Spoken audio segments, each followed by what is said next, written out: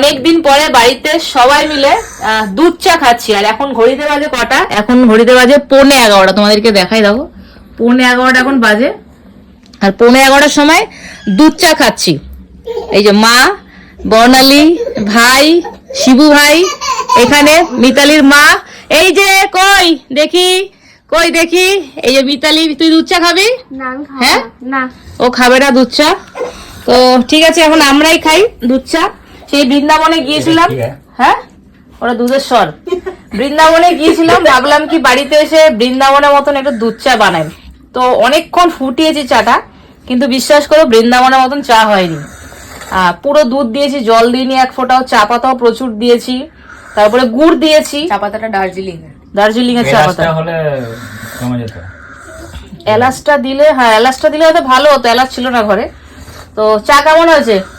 ভালো হয়েছে, ভালো, খুব ভালো। তুই তো খেলি না, কি করে বুঝবি?